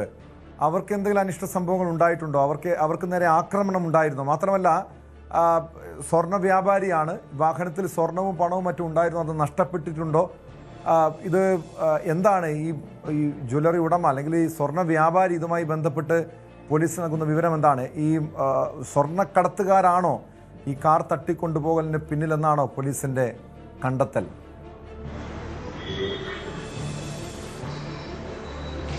ടോമെ, പോലീസ് ഇത് സംബന്ധിച്ച് ഒരു അന്തിമ നിഗമനത്തിലേക്ക് ഇതുവരെ എത്തിയിട്ടില്ല എന്നാണ് മനസ്സിലാക്കാൻ സാധിക്കുന്നത്. നമ്മൾ അവരോട് ബന്ധപ്പെട്ടപ്പോൾ അങ്ങനെയാണ് പോലീസ് പറയുന്നത്. ഇതിൽ അന്വേഷണം ഇപ്പോൾ നടക്കുന്നുണ്ട്. അതായത് 1/2 കോടിയോളം രൂപ നഷ്ടമായി എന്നാണ് ഇദ്ദേഹം ഇപ്പോൾ പറയുന്നത്. പക്ഷേ അതിനെല്ലാം പോലീസിന് വ്യക്തത വരുത്തേണ്ടതുണ്ട്. മാത്രമല്ല, ടോം സൂചിപ്പിച്ച വളരെ പ്രധാനപ്പെട്ട കാര്യമാണ്, ഇതൊരു സ്വർണം പൊട്ടിക്കൽ സംഘമാണോ എന്നതും പോലീസിന് സംശയമുണ്ട്. അങ്ങനെ ഇവരെ പിന്തുടർന്ന് ഈ വാഹനത്തിൽ ഇത്തരത്തിൽ കൃത്യമായി പണമോ സ്വർണമോ ഉണ്ട് എന്നറിഞ്ഞ് അങ്ങനെ ഒരു ആക്രമണം നടത്തിയെന്നാണ് പോലീസിന്റെ ഒരു നിഗമനം. പക്ഷേ 1/2 കോടിയോളം രൂപയുണ്ടെന്നാണ് ഇദ്ദേഹം പറയുന്നത്. അത് നഷ്ടപ്പെട്ടിട്ടുണ്ടോ അല്ല അത്തരത്തിലും തുക അതിലുണ്ടായിരുന്നോ എന്ന കാര്യത്തിലൊക്കെ ഇപ്പോഴും ദുരൂഹത തുടരുന്നുണ്ട്. മാത്രമല്ല, ഇതിൽ ആരാണ് ഈ സംഘം, ഈ ഈ പ്രദേശത്തെ CCTV ദൃശ്യങ്ങളൊക്കെ പോലീസ് ഇപ്പോൾ പരിശോധിച്ചു വരികയാണ്. ആരാണ് ഇത്രയും ദേശീയപാതയിലൂടെയൊക്കെ ഇങ്ങനെ പിന്തുടർന്നെത്തി ഒരു ഇത്തരത്തിലുള്ള ഒരു അതിക്രമം നടത്തിയതെന്നത് സംബന്ധിച്ച് പോലീസ് പരിശോധന ശക്തമാക്കിയിട്ടുണ്ട്. ഇവരെ കണ്ടെത്തിയാൽ മാത്രമേ കൂടുതൽ വിവരങ്ങൾ അറിയൂ. ഇത് ഒരു പക്ഷേ ഇവരുടെ കൂട്ടത്തിൽ തന്നെ ഇവരെ അറിയുന്ന ആളുകൾ തന്നെയായിരിക്കാം എന്നൊരു നിഗമനമാണ് പോലീസിനുള്ളത്. ഇവർ വർഷങ്ങളായി ഈ സ്വർണ്ണ ബിസിനസ്സാണ്. പെരിന്തൽമണ്ണയിൽ ഇവർക്ക് ജ്വല്ലറി ഒക്കെ ഉണ്ട്. അങ്ങനെ ഈ സ്വർണം ഉണ്ട് എന്ന് കൃത്യമായി അറിയുകയും അതുമാത്രമല്ല മഹാരാഷ്ട്രയിൽ നിന്നാണ് ഇവർ തലശ്ശേരിയിലേക്ക് വരുന്നുണ്ടായിരുന്നത്. അങ്ങനെ കൃത്യമായി ഈ വാഹനത്തിൽ ഇന്ന ആളാണ് സഞ്ചരിക്കുന്നത്, ഇവർക്ക് സ്വർണ്ണ ബിസിനസ് ഉണ്ടൊക്കെ അറിയുന്ന ആളുകളാണ് ഈ ഒരു കവർച്ച നടത്തിയെന്നാണ് പോലീസിന്റെ നിഗമനമുള്ളത്. പക്ഷെ അപ്പോഴും ദുരൂഹത ഇപ്പോഴും ഇതിൽ തീർന്നില്ല എന്ന് തന്നെ പറയേണ്ടി വരും. ഏതായാലും പരിയാരം പോലീസ് സ്റ്റേഷനിൽ ഇത് സംബന്ധിച്ച് ഇപ്പോൾ ഇദ്ദേഹം അല്പസമയം മുമ്പാണ് ഇദ്ദേഹം പരാതി നൽകിയിട്ടുള്ളത്. പോലീസിന്റെ പ്രത്യേക ടീം, റൂറൽ SP-യുടെ നേതൃത്വത്തിൽ പ്രത്യേക സ്ക്വാഡാണ് ഇപ്പോൾ ഇത് സംബന്ധിച്ച് അന്വേഷണം ഊർജിതമാക്കിയിട്ടുള്ളത്. കാരണം വളരെ ഞെട്ടിപ്പിക്കുന്ന ഒരു കാര്യം തന്നെയാണ്. കാരണം ദേശീയപാതയിലൂടെ യാത്ര ചെയ്യുമ്പോൾ ഇങ്ങനെ ഒരു കുടുംബത്തെ അവിടെ വഴിയിൽ ഭീഷണിപ്പെടുത്തി പുറത്ത് ഇറക്കി വിട്ട് ആ കാറ് തട്ടിക്കൊണ്ടുപോയി പിന്നീട് നമുക്ക് കാണാം അതിൽ കൃത്യമായ ഈ വസ്ത്രങ്ങളൊക്കെ വാരി വലിച്ചിട്ടതിലില്ല. മാത്രമാണ് ഇതിൽ രക്തക്കറ ഉണ്ടായിട്ടുണ്ട്. പക്ഷേ ഇവർക്ക് ഏതെങ്കിലും തരത്തിൽ പരിക്കുകളൊന്നുമില്ല എന്നാണ് പോലീസ് പറയുന്നത്. ഏതെങ്കിലും തരത്തിൽ അക്രമം ഇവർക്ക് നേരെ നടന്നിട്ടില്ല എന്ന് തന്നെയാണ് പോലീസ് പറയുന്നത്. അപ്പോഴും ഈ രക്തക്കറ എങ്ങനെ ഈ കാറിൽ വന്നു എന്നതും ഇനി ദുരൂഹതയായി തന്നെ തുടരുകയാണ്. അതോടൊപ്പം ഈ സംഘം എങ്ങോട്ടേക്കാണ് രക്ഷപ്പെട്ടത്? ഇതിൽ ഈ പരാതി നൽകിയതനുസരിച്ച് 1/2 കോടിയോളം രൂപ നഷ്ടപ്പെട്ടിട്ടുണ്ടെന്നാണ് പറയുന്നത്. അങ്ങനെ ഈ പണം ഇതിൽ നിന്നും ഇത് നഷ്ടപ്പെട്ടിട്ടുണ്ടോ, അല്ലെങ്കിൽ ഈ പണം എങ്ങനെയാണ് ഇവർക്ക് ഇത്രയും പണം കേരളത്തിലേക്ക് കൊണ്ടുവരാൻ സാധിച്ചത്? അത്തരം കാര്യങ്ങളൊക്കെ പോലീസിന്റെ പരിശോധനയിലുണ്ട്. എന്തായാലും വലിയ തോതിലുള്ള ഒരു അന്വേഷണം ആണ് ഇപ്പോൾ ആരംഭിച്ചിട്ടുള്ളത്. ഞാൻ നേരത്തെ പറഞ്ഞതുപോലെ തന്നെ പ്രത്യേക സ്ക്വാഡിനെ രൂപീകരിച്ചാണ് ഇപ്പോൾ ഈ പരിശോധന നടത്തുന്നത്. നമുക്ക് ദൃശ്യങ്ങളിൽ തന്നെയാണ് കാർ ഒരാളൊഴിഞ്ഞ സ്ഥലത്തേക്ക് കൊണ്ടുപോയി ആ കാറിന്റെ അകത്ത് വിശദമായി ഇവർ ഒരു പരിശോധന നടത്തിയിട്ടുണ്ട് ഈ സംഘം എന്ന് വേണം പറയാൻ. അങ്ങനെ ഇതിൽ പണവും സ്വർണവും ഉണ്ടോ എന്ന രീതിയിൽ വലിയ തോതിൽ അന്വേഷണം ആ ഒരു സംഘം നടത്തിയിട്ടുണ്ട്. ആ കുട്ടികളുടെ വസ്ത്രങ്ങളും ഇവരുടെ എല്ലാ വസ്ത്രങ്ങളും എല്ലാം പുറത്ത് വാരി വലിച്ചിട്ട നിലയാണ്. സീറ്റൊക്കെ കീറിയ നിലയിലാണ്. സീറ്റിനകത്ത് എന്തെങ്കിലും സൂക്ഷിച്ചു വെച്ചിട്ടുണ്ടോ എന്ന തരത്തിൽ. അപ്പോൾ കൃത്യമായി ഇവരെ അറിയുന്ന, അല്ലെങ്കിൽ സ്വർണം ബിസിനസ്സാണ് ഇവർക്കെന്നും കൃത്യമായി അറിയുന്ന ആളുകൾ തന്നെയായിരിക്കാം ഇവരെ പിന്തുടരുന്നതും ഇങ്ങനെ കാറ് തട്ടിക്കൊണ്ടുപോയി ആക്രമിച്ചതെന്നാണ് പോലീസിന്റെ നിഗമനമുള്ളത്. ഏതായാലും അത് സംബന്ധിച്ച് പോലീസ് അന്വേഷണം ഇപ്പോൾ ആരംഭിച്ചിട്ടുണ്ട്. ഇനി അത് വിശദമായ പോലീസിന്റെ അന്വേഷണത്തിൽ മാത്രമേ അത്തരം കണ്ടെത്തലുകൾ ഉണ്ടാവൂ. അതോടൊപ്പം ഇയാളുടെ മൊഴി ഇപ്പോൾ പോലീസ് രേഖപ്പെടുത്തുന്നുണ്ട്. ഏതെങ്കിലും നേരത്തെ മുൻപരിചയമുള്ള ആളുകളാണോ, എത്ര ആളുകൾ ഈ ഒരു സംഘത്തിലുണ്ടായിരുന്നു തുടങ്ങിയ കാര്യങ്ങളെല്ലാം ചോദിച്ചറിയുകയാണ്. പരിയാരം പോലീസ് സ്റ്റേഷനിലാണ് ഇപ്പോൾ ഇദ്ദേഹം ഉള്ളത്. ഈ സംഭവം നടന്ന് ഇദ്ദേഹം രക്ഷപ്പെട്ട ഒരു ബസ്സിലാണ്. ബൈജുവാണ് കണ്ണൂരിൽ നിന്ന് വിവരങ്ങൾ നൽകിയത്. ബൈജു സൂചിപ്പിച്ചതുപോലെ ഇവിടെ സാധാരണ ജനങ്ങൾക്ക് കുടുംബവുമായി പോലും സഞ്ചരിക്കാൻ കഴിയാത്തൊരു സാഹചര്യമാണ്. അത്രയധികം ഭീതിപ്പെടുത്തുന്നൊരവസ്ഥ. സ്വർണ്ണക്കള്ളക്കടത്തുകാരാണ് ഇതിന് പിന്നിൽ, ഈ കാർ തട്ടിക്കൊണ്ടുപോയതിന് പിന്നിലെന്നാണ് പുറത്തുവരുന്ന വിവരങ്ങൾ. ഇതിൽ നിന്നും സ്വർണമോ പണമോ തട്ടിയെടുത്തിട്ടുണ്ടോ തുടങ്ങിയ കാര്യങ്ങൾ ഉൾപ്പെടെ പോലീസ് വിശദമായ അന്വേഷണം നടത്തുകയാണ്. ഇടവേള.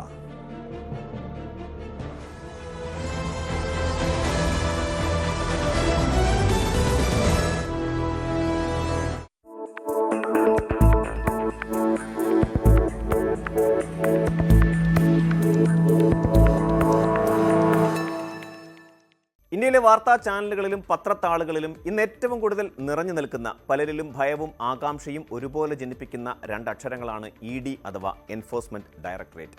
രാഷ്ട്രീയ പ്രമുഖരുടെ വീടുകളിലെ റെയ്ഡുകൾ, കോടിക്കണക്കിന് രൂപയുടെ കള്ളപ്പണം പിടിച്ചെടുക്കൽ, ബിസിനസ് ഭീമന്മാരുടെ അറസ്റ്റുകൾ തുടങ്ങി ഇന്ത്യൻ വാർത്താ ലോകത്തെ പിടിച്ചുകുലുക്കുന്ന മിക്ക സംഭവങ്ങൾക്കും പിന്നിൽ ഈ അന്വേഷണ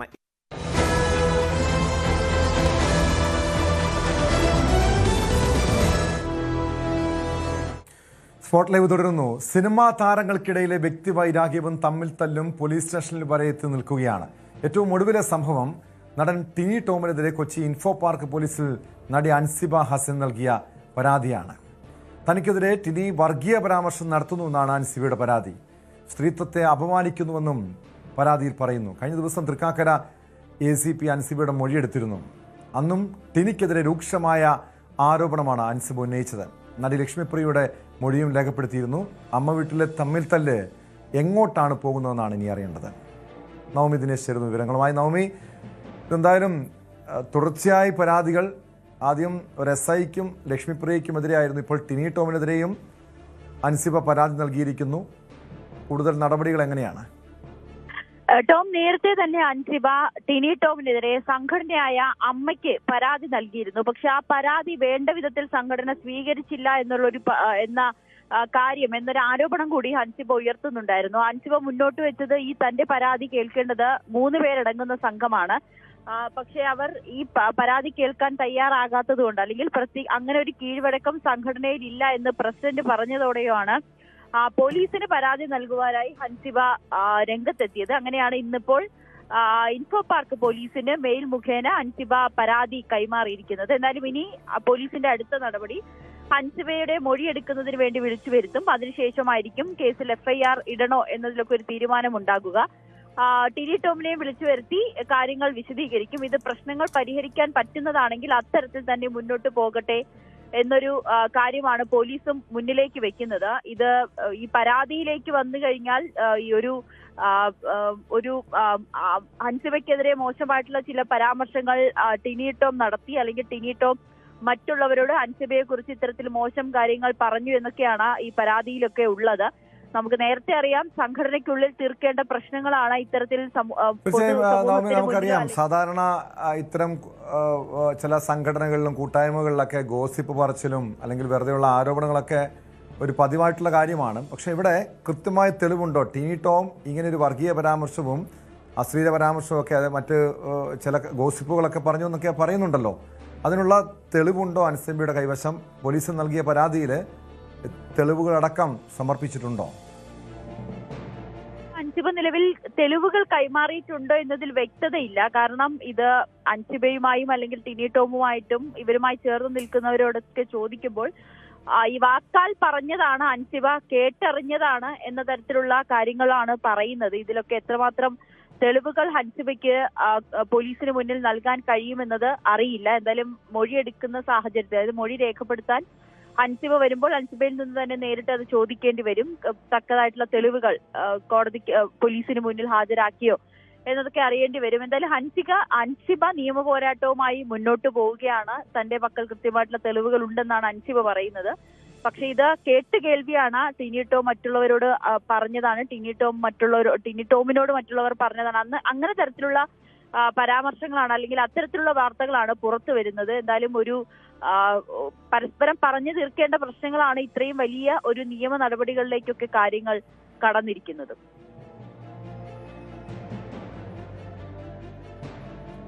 യെസ്, എന്തായാലും ടിനി ടോമിനെതിരെ പരാതി നൽകിയിട്ടുണ്ട്. കഴിഞ്ഞ ദിവസം നേരത്തെ ലക്ഷ്മിപ്രിയക്കെതിരെ നൽകിയ പരാതിയിൽ അവരുടെ മൊഴിയെടുത്തിരുന്നു. ഇനി വനിതാ SIയുടെ മൊഴിയെടുക്കണം. അതോടൊപ്പം ടിനി ടോമിനെയും ഈ പരാതിയുടെ അടിസ്ഥാനത്തിൽ വിളിച്ചു വരുത്താനുള്ള സാധ്യതയുണ്ടോ? അതോ ഈ കേസ് അമ്മയുടെ നേതൃത്വത്തിൽ, അമ്മ സംഘടന നേതൃത്വത്തിൽ തന്നെ ഒത്തുതീർപ്പാക്കാനുള്ള നീക്കം നടക്കുന്നുണ്ടോ? പോലീസിൽ പരാതി നൽകിയിരിക്കുന്ന സാഹചര്യത്തിൽ പോലീസ് ഇതിൽ ഇടപെട്ട് ടിനി ടോമിന്റെ അടക്കം മൊഴി രേഖപ്പെടുത്തിയതിനു ശേഷം FIR ഇടണോ വേണ്ടയോ എന്നതൊക്കെ തീരുമാനിക്കുകയുള്ളൂ. നിലവിൽ അമ്മ സംഘടന ആവശ്യപ്പെട്ടത് പ്രകാരം ഹൻസിബയോട് എത്താനായി അമ്മ ഈ കമ്മിറ്റിക്ക് മുന്നിൽ എത്താനായി ആവശ്യപ്പെട്ടിരുന്നു. പക്ഷെ ഹൻസിബ അവിടെ എത്തിയിരുന്നില്ല. കാരണം അമ്മ സംഘടനയിൽ ഈ പ്രശ്നങ്ങൾ ചർച്ച ചെയ്തു കഴിഞ്ഞാൽ തനിക്ക് നീതി കിട്ടില്ല എന്നാണ് ഹൻസിബ പറഞ്ഞു വെക്കുന്നത്. അതുകൊണ്ട് ഹൻസിബയ്ക്ക് അമ്മയിൽ സംഘടനയിൽ വിശ്വാസമില്ലാത്തത് കൊണ്ടാണ് നിയമപരമായി മുന്നോട്ട് വരുന്ന ഒരു സാഹചര്യവും ഉണ്ടായത്. മറ്റൊന്ന്, നേരത്തെ ടോം പറഞ്ഞ പോലെ തന്നെ ഈ ലക്ഷ്മിപ്രിയയ്ക്ക് എതിരായിട്ടുള്ള കേസ്, അതിൽ ഇന്നലെ ലക്ഷ്മിപ്രിയയുടെ മൊഴി രേഖപ്പെടുത്തി. ആ കേസിൽ ഹൻസിബ നൽകിയ പരാതിയിലെ മറ്റൊരാൾ എന്ന് പറയുന്നത് SI രേഷ്മയാണ്. രേഷ്മയുടെ മൊഴി രേഖപ്പെടുത്താനായി ACPക്ക് മുന്നിൽ, തൃക്കാക്കര ACPക്ക് മുന്നിൽ എത്താനായി ആവശ്യപ്പെട്ടിട്ടുണ്ട്. എന്തായാലും 2 ദിവസത്തിനുള്ളിൽ തന്നെ രേഷ്മയുടെ മൊഴിയെടുക്കും. അതോടൊപ്പം തന്നെ ലക്ഷ്മിപ്രിയയുടെ ഭർത്താവിനോടും സ്റ്റേഷനിൽ ഹാജരാകാൻ ആവശ്യപ്പെട്ടിട്ടുണ്ട്. ഇങ്ങനെ ഇവരുടെയും മൊഴി രേഖപ്പെടുത്തിയതിനു ശേഷമായിരിക്കും തുടർ നടപടികളിലേക്ക് പോവുക.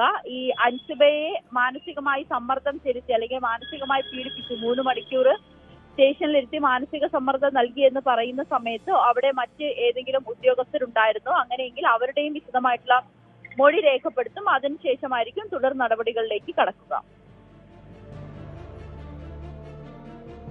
യെസ്, വ്യക്തമാണ്. നവമി ദിനേശാണ് കൊച്ചിയിൽ നിന്നും വിവരങ്ങൾ നൽകിയത്. എന്നാലും ടിനി ടോമിനെതിരെയും അൻസിബ ഹസൻ പോലീസിൽ പരാതി നൽകിയിരിക്കുകയാണ്. തുടർ നടപടികൾ പോലീസിൻ്റെ ഭാഗത്തുനിന്നുണ്ടാകും. ഒരു മൊഴിയെടുക്കാനുള്ള മൊഴിയെടുക്കുന്ന നടപടികൾ പോലീസിൻ്റെ ഭാഗത്തുനിന്ന് പുരോഗമിക്കുകയാണ്. കൊച്ചി മോഡലിംഗ് സെക്സ് റാക്കറ്റ് കേസിൽ ഗുണ്ടാ നേതാവ് ഭീഷണിപ്പെടുത്തുന്നുവെന്ന് പരാതിക്കാരി കൊച്ചി സിറ്റി പോലീസ് കമ്മീഷണർക്ക് പരാതി നൽകി. ഗുണ്ടാ നേതാവ് ഔറംഗസേബിനെതിരെയാണ് പരാതി. സെക്സ് റാക്കറ്റിനെതിരെയുള്ള പരാതി പിൻവലിക്കണമെന്നാണ് ആവശ്യം. പരാതിയിൽ സൈബർ പോലീസ് അന്വേഷണം തുടങ്ങി. വിവരങ്ങളുമായി ഡാനി ഇപ്പോൾ ചേരുന്നുണ്ട്. ഡാനി, ഈ തുടക്കം മുതൽ തന്നെ ഈ ഔറംഗസേബിൻ ചിത്രത്തിലുള്ളതാണ്. അതായത് ഈ കേസിലെ പ്രതിയായിട്ടുള്ള അലീനയുടെ കാമുകനാണ്. അതിൻ്റെ പേരിൽ ഈ അലീന ഔറംഗസേബിൻ്റെ പേരും പറഞ്ഞ് ഈ പരാതിക്കാരി ഈ യുവതികളെ ഭീഷണിപ്പെടുത്തിയിരുന്നു എന്നൊക്കെ ആരോപണം ഉയർന്നു വന്നിരുന്നു. പക്ഷേ ഇതിപ്പോൾ ഔറംഗസേബ് നേരിട്ട് ഭീഷണിപ്പെടുത്തിയെന്നാണോ ഈ പരാതിക്കാരി ഉന്നയിക്കുന്ന വിഷയം?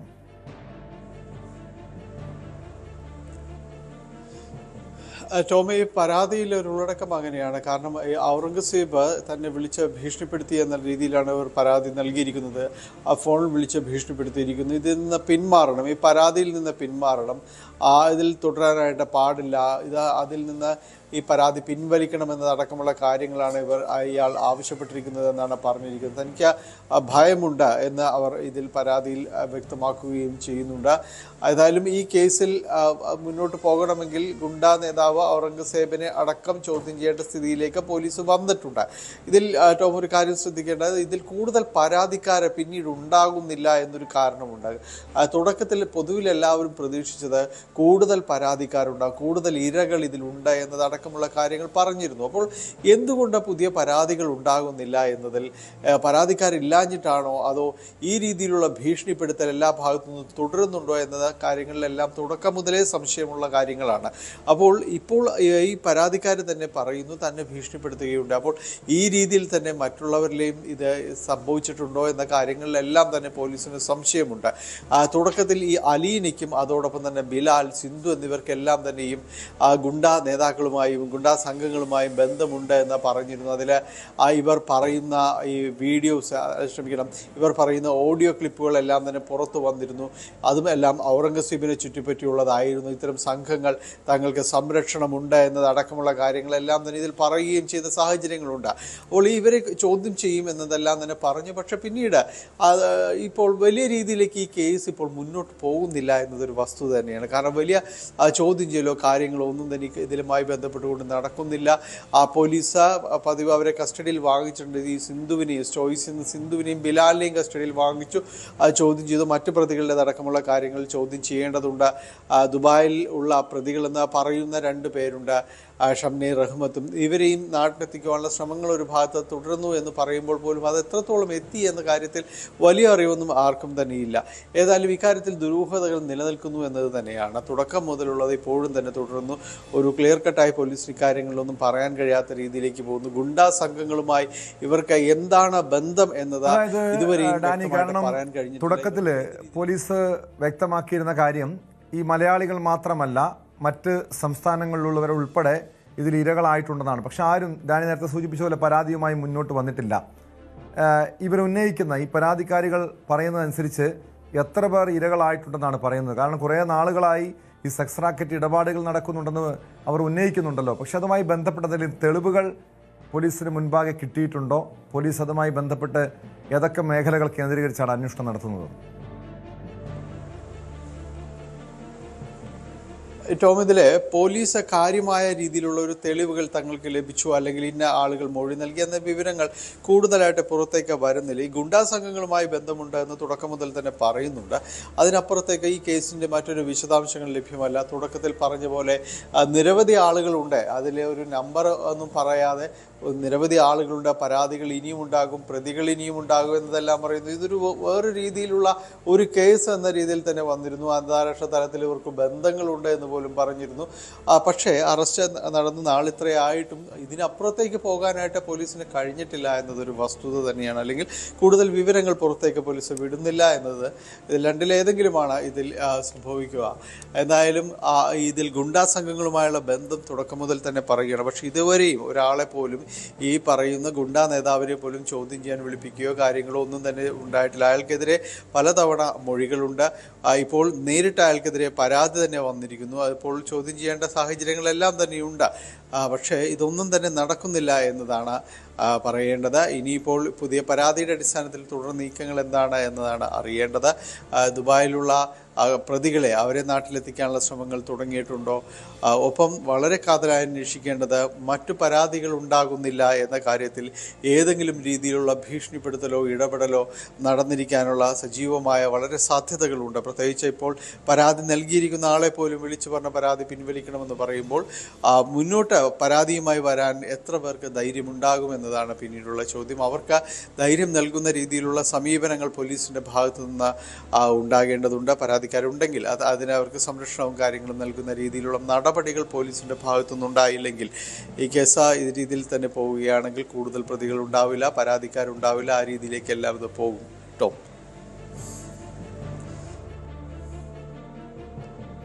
യെസ് ഡാനി, എന്തായാലും ഈ വിദേശത്തുള്ള 2 പ്രതികളെ കൂടി നാട്ടിലെത്തിക്കണം. അതിനുവേണ്ടിയുള്ള നീക്കങ്ങൾ ഉണ്ടായിട്ടുണ്ടോ? മാത്രമല്ല ഈ കേസിൽ എങ്ങനെയാണ് അവരുടെ ഇടപെടലുകൾ എന്നതാണ് ഏറ്റവും പ്രധാനമായും അറിയേണ്ടത്. അതോടൊപ്പം ഈ ഔറംഗസേബിൻ്റെ ഭാഗത്ത് നിന്ന് ഇപ്പോൾ ഭീഷണി ഉണ്ടായിട്ടുണ്ട്. ഔറംഗസേബിനെ ചോദ്യം ചെയ്യാൻ വിളിപ്പിക്കുമോ? അതോടൊപ്പം സൈബർ സെല്ലിൻ്റെ സഹായം തേടിയിട്ടുണ്ട്. അത് ഏത് രീതിയിലാണ് ഇങ്ങനെ ഭീഷണി ഉണ്ടായത് തുടങ്ങിയ കാര്യങ്ങളൊക്കെ വിശദമായി പരിശോധിക്കേണ്ടതല്ലേ? പോലീസ് അത്തരം കാര്യങ്ങൾ അന്വേഷിക്കുമെന്ന് തന്നെയാണ് പറയുന്നത്. കാരണം ഈ ഗുണ്ടാ നേതാക്കളിലേക്ക് അന്വേഷണം എത്തേണ്ടതുണ്ട്. കാരണം അവരെ ഒരു വലിയ പാർട്ട് തന്നെ, വലിയൊരു ഭാഗം തന്നെയാണ് ഈ കേസിനെ സംബന്ധിച്ചിടത്തോളം. എല്ലാവരുടെ മൊഴിയിലും ഈ സംഘത്തിനെ കുറിച്ചുണ്ട്. ഇരകളായവരുടെ എല്ലാവരുടെയും മൊഴിയിലുണ്ട്. പിടിയിലായവർക്ക് ഇവരുമായിട്ടുള്ള ബന്ധം തെളിഞ്ഞിട്ടുണ്ട്. അവർക്ക് പണം നൽകിയതടക്കമുള്ള കാര്യങ്ങൾ വന്നിട്ടുണ്ട്. ചെറിയ തുകയൊന്നുമല്ല, വലിയ രീതിയിൽ അവർക്ക് പണം നൽകിയിട്ടുണ്ട്.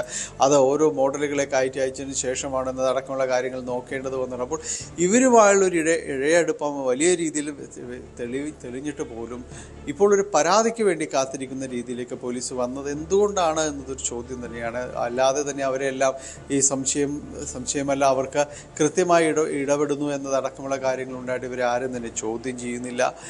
ഈ രീതിയിലേക്ക് കേസ് പോവുകയും ചെയ്യുന്നുണ്ട്. എന്തായാലും പോലീസിൻ്റെ ശക്തമായ ഒരു ഇടപെടലില്ലെങ്കിൽ ഈ മോഡൽ സെക്സ് റാക്കറ്റ് കേസിൽ വലിയ രീതിയിലുള്ള മുന്നോട്ട് പോക്ക് ഉണ്ടാകാനുള്ള സാധ്യതകൾ കുറവാണ്.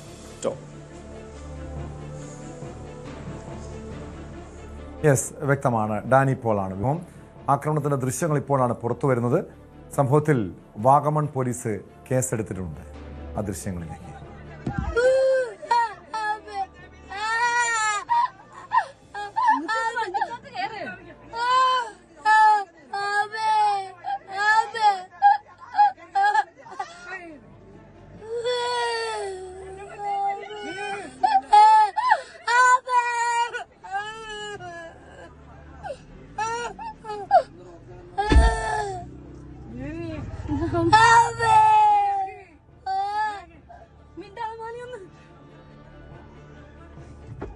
എടാ അമ്മച്ചീനൊന്ന് വിളിച്ചോണ്ടോടാ പോയി.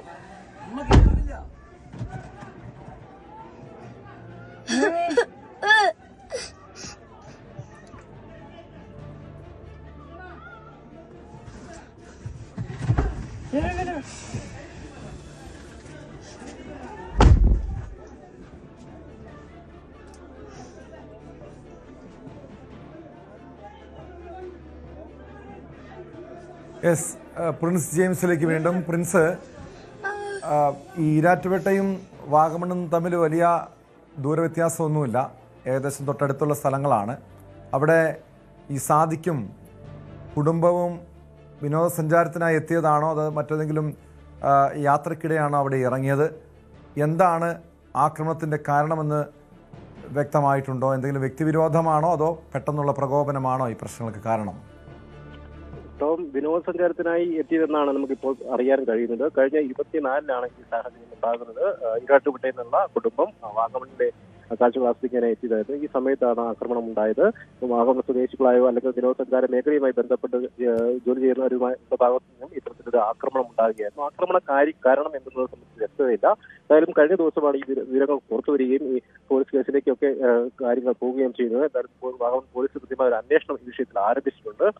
ഇടുക്കിയെ സംബന്ധിച്ചുള്ള കഴിഞ്ഞ കുറച്ച് നാളുകളായി സമാനമായ ചില സാഹചര്യങ്ങളൊക്കെ ഉണ്ടാകുന്ന ഒരു അവസ്ഥ കൂടിയുണ്ട്. പ്രത്യേകിച്ചും മൂന്നാറിൽ ഏതാനും ആഴ്ചകൾക്ക് മുൻപ് തന്നെ വലിയ തോതിലുള്ള ഇത്തരത്തിലുള്ള പ്രതിഷേധങ്ങളൊക്കെ ഉണ്ടാകുന്ന ഒരു സാഹചര്യം ഉണ്ടായി. പ്രത്യേകിച്ചും മൂന്നാറിലെ തമിഴ്നാട് അതിന്റെ മേഖലയിലുള്ള ടോപ്പ് സ്റ്റേഷൻ മേഖലയിൽ വെച്ച് ബസ് ആക്രമിക്കുന്ന ഒരു സംഭവം ഉണ്ടായി. വലിയ തോതിൽ വിനോദസഞ്ചാരികൾക്ക് നേരെ ആക്രമണം ആ സാഹചര്യത്തിലുണ്ടായി. വാഹനം തട്ടി തകർക്കുന്ന അവസ്ഥ ഉണ്ടായി. അതിന് മുൻപ് തന്നെ മൂന്നാറിൽ ബസ്സിന് നേരെ ആക്രമണം ഉണ്ടാകുന്നു. ഒപ്പം വിനോദസഞ്ചാരികളുമായി എത്തുന്നവരായി തദ്ദേശീയരായ ചിലർ വാക്കുതർക്കത്തിൽ ഏർപ്പെടുന്ന ഒരു സാഹചര്യമൊക്കെ പലപ്പോഴും ഇത്തരത്തിൽ ഉണ്ടായിട്ടുണ്ട്. എന്തായാലും ഈ മേഖലയിൽ ടൂറിസം മേഖലയുമായി ബന്ധപ്പെട്ട് ജോലി ചെയ്യുന്ന ചിലരെങ്കിലും ഇത്തരത്തിൽ സഞ്ചാരികളെ ബുദ്ധിമുട്ടുണ്ടാകുന്ന രീതിയിൽ പ്രവർത്തിക്കുന്നുണ്ടെന്ന് തന്നെ വേണം നമുക്ക് മനസ്സിലാക്കാൻ. ഏതാനും നാളുകളായി മൂന്നാറും വാഗമണ്ണും അടക്കമുള്ള മേഖലകളിൽ നിന്ന് സമാനമായ നിരവധി സാഹചര്യങ്ങൾ ഉണ്ടാകുന്ന ഒരു അവസ്ഥ കൂടിയുണ്ട്. കൃത്യമായും വിനോദസഞ്ചാര വകുപ്പും പോലീസും ഒക്കെ ഈ വിഷയത്തിൽ ഇടപെടേണ്ട ഒരു സാഹചര്യമുണ്ട്. മുൻപ് മഹാരാഷ്ട്ര സ്വദേശിനിയായ യുവതി എത്തിയപ്പോൾ ടൂറിസ്റ്റ് ടാക്സി വാഹനവുമായി ബന്ധപ്പെട്ട തർക്കമുണ്ടായിരുന്നു. അത്തരത്തിൽ ടാക്സി വാഹനങ്ങൾ മൂന്നാറിലേക്ക് എത്താൻ ഓല പോലെയുള്ള ടാക്സി വാഹനങ്ങൾ ഓൺലൈൻ ടാക്സികൾ അനുവദിക്കാത്തൊരു സാഹചര്യമുണ്ട്. അങ്ങനെയൊക്കെ വളരെ ബുദ്ധിമുട്ടുകൾ ഉണ്ടാവുകയും വിനോദസഞ്ചാരികളുമായി ഈ വാക്കാറ്റുകൾ ഉണ്ടാകുന്ന ഒരു സാഹചര്യം പലപ്പോഴും ഉണ്ടായിട്ടുണ്ട്. പ്രത്യേകിച്ചും ടാക്സി വാഹനങ്ങളിൽ എത്തുന്ന ഓൺലൈൻ ടാക്സികളിൽ എത്തുന്ന ആളുകളുമായി ടാക്സി ഡ്രൈവർമാരടക്കം നിരന്തരം പ്രശ്നങ്ങൾ ഉണ്ടാക്കുന്ന സാഹചര്യമുണ്ട്. ഈ വിഷയത്തിലൊക്കെ ടൂറിസം ഡിപ്പാർട്ട്മെന്റ് കൃത്യമായ ഒരു ഇടപെടൽ ഇതുവരെയും എടുത്തിട്ടില്ല എന്നതും വസ്തുതയാണ്. പ്രത്യേകിച്ചും മൂന്നാർ മേഖലയിൽ ഇപ്പോൾ വാഗമൺ മേഖലയിലും സമാനമായ സാഹചര്യങ്ങൾ വിനോദസഞ്ചാരികൾക്ക് നേരെയുള്ള ആക്രമണങ്ങൾ ഉണ്ടാകുന്ന ഒരു അവസ്ഥ കൂടിയുണ്ട്. കൃത്യമായും സമാധാനപരമായ കൃത്യമായ രീതിയിൽ ടൂറിസം രംഗത്ത് പ്രവർത്തിക്കുന്നവർക്ക് കൂടി ബുദ്ധിമുട്ടുണ്ടാക്കുന്ന ഒരു തരത്തിലാണ് ഏതാനും ചിലരുടെ ഇത്തരം പ്രവൃത്തികൾ മാറുന്നത്. പലരും ഇവിടെ നിരവധി ആളുകൾ അവിടെ സംഘടിക്കുന്നുണ്ടല്ലോ. ഈ പ്രശ്നവുമായി ബന്ധപ്പെട്ടാണോ അവിടെ ഇത്രയധികം ആളുകൾ അവിടെ ഒന്നിച്ചു കൂടിയത്? മാത്രമല്ല അവിടെ ഈ രാത്രി സമയങ്ങളിലൊന്നും പോലീസിന്റെ കൃത്യമായ ഒരു പരിശോധനകളോ അല്ലെങ്കിൽ പോലീസിന്റെ പട്രോളിംഗ് ഒന്നും ഇല്ലാത്ത ഒരു പ്രദേശമാണോ? പ്രത്യേകിച്ച് ഇങ്ങനെ നൂറുകണക്കിന് വിനോദസഞ്ചാരികൾ വരുന്ന സ്ഥലമാണ്. പോലീസിന്റെ സാന്നിധ്യം അവിടെ ആവശ്യമല്ലേ? ടോം, തീർച്ചയായും വിനോദസഞ്ചാരികൾ നൂറുകണക്കിന് എത്തുന്ന ഒരു പ്രദേശമാണ്. പ്രത്യേകിച്ചും അവധി ദിവസങ്ങളിൽ മൂന്നാർ പോലെ തന്നെ ഏറ്റവും അധികം ആളുകൾ ഇടുക്കിയിലെത്തുന്ന ഒരു പ്രദേശമാണ് വാഗമൺ. പ്രത്യേകിച്ചും അതിർത്തി മേഖലയായതുകൊണ്ട് തന്നെ വലിയ യാത്രകൾ കൂടാതെ തന്നെ വാഗമണിലേക്ക് എത്താമെന്നുള്ളത് കൊണ്ട് തന്നെ ആളുകൾക്ക് കൂടുതൽ സംസ്ഥാനത്തിന്റെ വിവിധ ഭാഗങ്ങളിലുള്ള ആളുകൾ കൂടുതലായിട്ടും പ്രിഫർ ചെയ്യുന്നത് വാഗമണിലേക്കാണ്. അവിടെ പെട്ടെന്ന് എത്തി തിരികെ മടങ്ങാൻ സാധിക്കും. അതുകൊണ്ട് തന്നെ വാഗമണിലേക്ക് ഒരുപാട് സഞ്ചാരികൾ എത്താറുണ്ട്. പലപ്പോഴും വാഗമണിലെ ഉണ്ടാകുന്ന പ്രശ്നങ്ങളൊക്കെ ഗതാഗത കുരുക്കുമായിട്ട് ബന്ധപ്പെട്ട തർക്കങ്ങളിലാണ് പിന്നീട് ഇത്തരത്തിൽ വാക്കുതർക്കത്തിലേക്കും കയ്യാങ്കളിയിലേക്കും ഒക്കെ നീങ്ങുന്ന ഒരു സാഹചര്യം ഉണ്ടാകുന്നത്. പ്രത്യേകിച്ചും ഇത് നിയന്ത്രിക്കാനൊന്നും കൃത്യമായ പോലീസിന്റെയോ അല്ലെങ്കിൽ തദ്ദേശ സ്ഥാപനങ്ങളുടെയോ ഇടപെടൽ ഇതുവരെയും ഉണ്ടായിട്ടില്ലെന്ന് വേണം നമുക്ക് കരുതാൻ. പല ഭാഗങ്ങളും കൃത്യമായ പാർക്കിംഗ് സംവിധാനങ്ങളില്ല. ഗതാഗത കുരുക്ക് ഈ വിനോദസഞ്ചാരികൾ എത്തുന്ന സമയങ്ങളിൽ ഗതാഗത കുരുക്കുകൾ ഉണ്ടാകുന്ന പതിവാണ്. ആ സമയങ്ങളിൽ തദ്ദേശീയരുമായും അല്ലെങ്കിൽ മറ്റു വാഹനങ്ങൾ വിനോദസഞ്ചാരികൾ തന്നെ മറ്റു വാഹനങ്ങളിൽ എത്തുന്ന വിനോദസഞ്ചാരികളുമായും ഒക്കെ വാക്കുതർക്ക ഏർപ്പാടുണ്ട്. പ്രത്യേകിച്ചും തദ്ദേശീയരുമായൊക്കെ ചില ഡ്രൈവർമാരൊക്കെ ആയിട്ടൊക്കെ തർക്കങ്ങൾ ഉണ്ടാകുമ്പോഴൊക്കെ ഇത്തരത്തിൽ കയ്യാങ്കളിയിലേക്ക് പോകുന്ന ഒരു സാഹചര്യമുണ്ട്. അതുകൊണ്ട് തന്നെ കൃത്യമായ ഒരു ഇടപെടൽ ഈ മേഖലയിൽ ഉണ്ടാകുന്നുണ്ട്. പ്രത്യേകിച്ചും വാഹന പാർക്കിംഗ് അടക്കമുള്ള കാര്യങ്ങളിലേക്ക് കൂടുതൽ സൗകര്യങ്ങൾ ഏർപ്പെടുന്നതിന് അടക്കമുള്ള കാര്യങ്ങൾ ഉണ്ടാകണം. ഒപ്പം പോലീസിന്റെ കൃത്യമായ ഇടപെടൽ വാഗമൺ ടൗണിലടക്കം ഇപ്പോൾ കേരളത്തില് ഒരു വിനോദസഞ്ചാര സൗഹൃദ നാടാണ്, പ്രദേശങ്ങളാണ്. പക്ഷെ അവിടെയാണ് ഈ രീതിയിലുള്ള അനിഷ്ട സംഭവങ്ങൾ ഉണ്ടാകുന്നത്. മൂന്നാറിൽ പലപ്പോഴും ഇത്തരം ആക്രമണങ്ങൾ ഉണ്ടാകുന്നുണ്ടെങ്കിലും വാഗമൺ പൊതുവെ സമാധാനപരമായി മുന്നോട്ട് പോയിരുന്ന സ്ഥലമാണ്, ശാന്തമായിട്ടുള്ള പ്രദേശമായിരുന്നു. പക്ഷെ അവിടെയാണ് ഇത്തരത്തിലുള്ള അക്രമങ്ങൾ ഉണ്ടാകുന്നത്. ഈ ആക്രമണം നടത്തുന്നവർക്കെതിരെ പോലീസ് കർശനമായ നടപടി തന്നെ സ്വീകരിക്കണം. സ്പോട്ട് ലൈവ് പൂർണ്ണമാകുന്നു. നമസ്കാരം.